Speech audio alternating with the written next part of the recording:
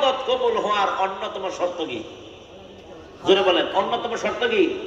হালাল উপার্জন করা। তাহলে হালাল উপার্জনের জান্নাতে যেতে হলে 16 আনা প্রবেশ করা লাগবে ইসলামে। 16 আনা কি? 16 আনা হচ্ছে আপনার টপ টু বটম, একেবারে ব্যক্তি, পরিবার, সমাজ, রাষ্ট্র সকল ক্ষেত্রে আল্লাহর দেওয়া ইসলামকে ফলো করা লাগবে। আল্লাহর দেওয়া ইসলামকে কি করা লাগবে? ফলো করা লাগবে, অনুসরণ করা লাগবে। নবী করিম সাল্লাল্লাহু আলাইহি ওয়াসাল্লামকে সকল ক্ষেত্রে অনুসরণ করতে হবে। কবরের মধ্যে প্রশ্ন করা হবে, ওয়ামান নাবিয়ুকা, তোমার নবী কে ছিল? আপনি আমি যদি আপনার জীবনে জীবিত থাকা অবস্থায় যদি আল্লাহ রাসূলকে অনুসরণ না করলাম, আল্লাহ রাসূল সাল্লাল্লাহু আলাইহি ওয়াসাল্লামকে অনুসরণ করতে পারলাম না, তাহলে আল্লাহ রাসূলকে যখন জিজ্ঞাসা করা হবে, আপনাকে যখন জিজ্ঞাসা করা হবে, মান হাযার রাজুল আল্লাযী বুইসা ফীকুম, এই ব্যক্তিকে তুমি কি তাকে চেনো? তখন আপনি যদি অনুসরণ করে থাকেন, অনুকরণ করে থাকেন, তখন আপনি বলতে পারবেন, হাযা নাবিয়ুনা মুহাম্মাদুর রাসূলুল্লাহ সাল্লাল্লাহু আলাইহি ওয়াসাল্লাম। এখন আপনি তো আল্লাহ রাসূল অনুসরণ করেন নাই, আমরা শুধু 5 ওয়াক্ত নামাজে হাজির হলাম, অথবা জুমার নামাজ আমরা হাজির হলাম, এটাই আমাদের ইসলাম। কথা বলেন ঠিক কিনা?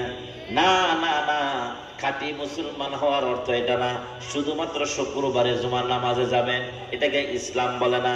শুধুমাত্র 5 ওয়াক্ত নামাজ পড়বেন, এটাকেও ইসলাম বলে না। ইসলাম 5 ওয়াক্ত নামাজ পড়বেন, আবার এই 5 ওয়াক্ত নামাজটাকে সমাজের ভিতরে আবার নিয়ে আসবেন। কেমন ভাবে নিয়ে আসবেন? কেমন ভাবে আনবেন?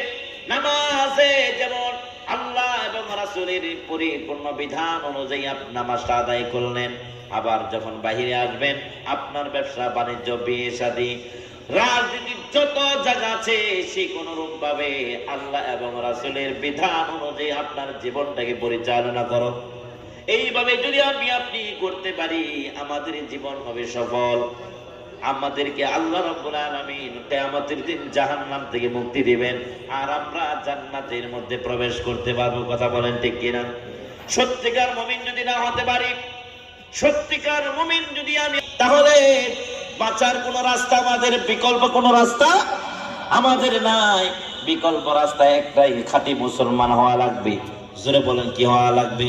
মুসলমান হওয়া ছাড়া আমাদের অন্য কোনো উপায়ান্তর আছে? কোনো উপায় নেই খাঁটি মুসলমান হওয়া ছাড়া। আপনি আমি নিজে সত্যিকার অর্থে খাঁটি মুসলমান হতে পারলাম কিনা?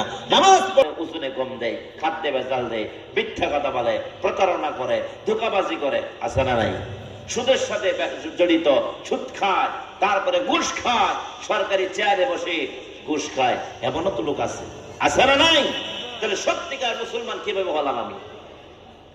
সত্যিকার মুসলমান তো হতে পারলাম না। সত্যিকার মুমিন যদি আমি হতে না পারি, আল্লাহ তো বলছেন, সত্যিকার মুসলমান না হয়ে তোমরা মৃত্যুবরণ করো না।